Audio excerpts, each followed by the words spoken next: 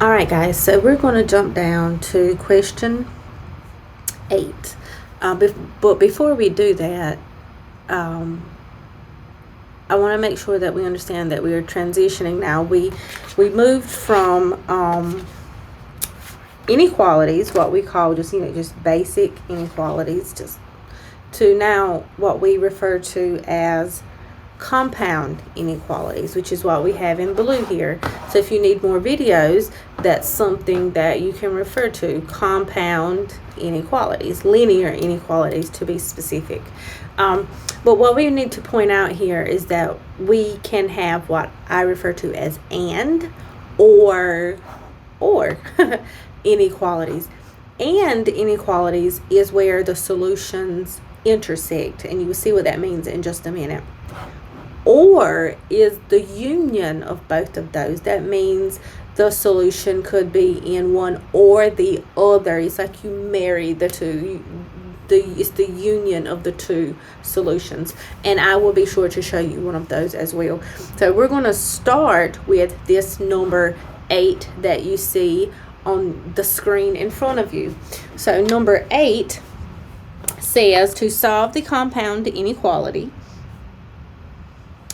It says to graph the solution set, write the solution set in set builder notation and interval notation.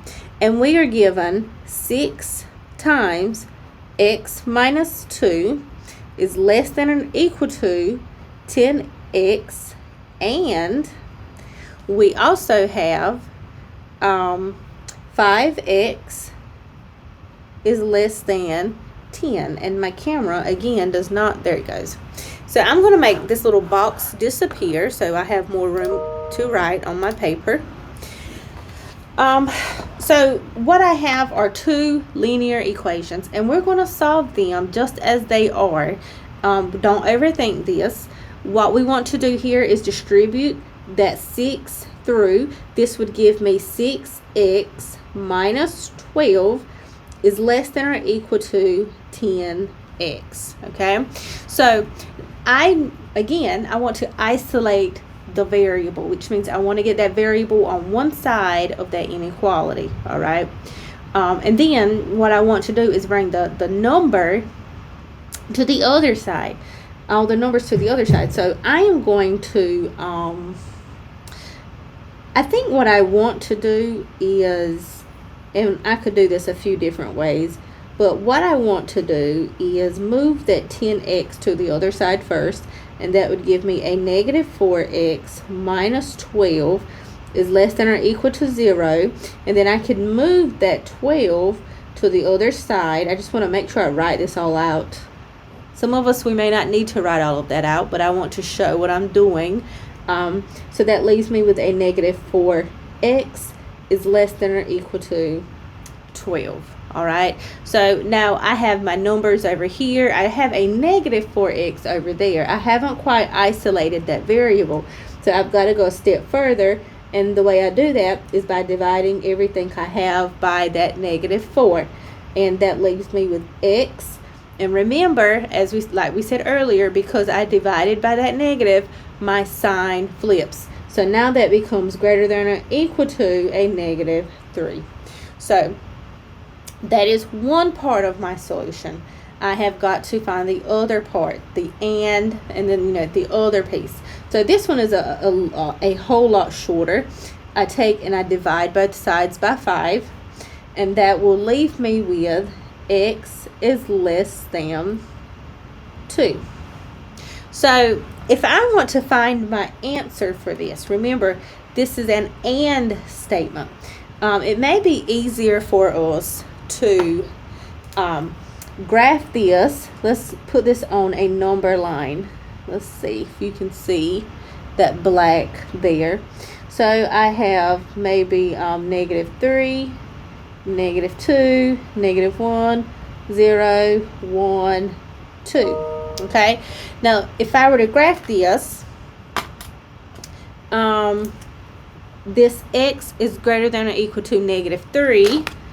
I can maybe put that in yellow so we can see where they are at. So greater than or equal to negative 3 would look like a bracket at -3, and then greater than would go on forever, right?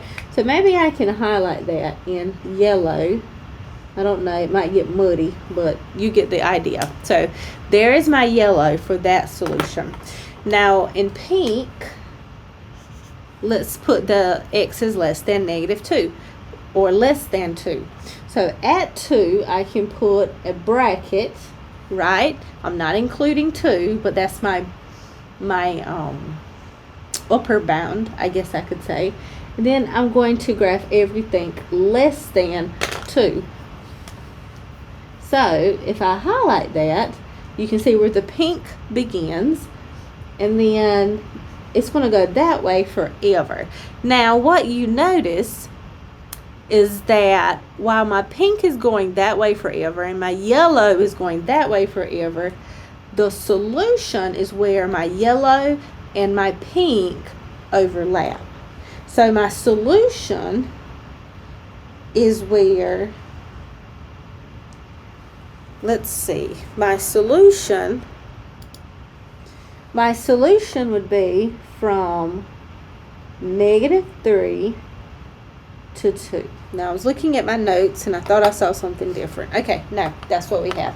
So this would be my graphing solution. This would be my set notation, interval notation, excuse me.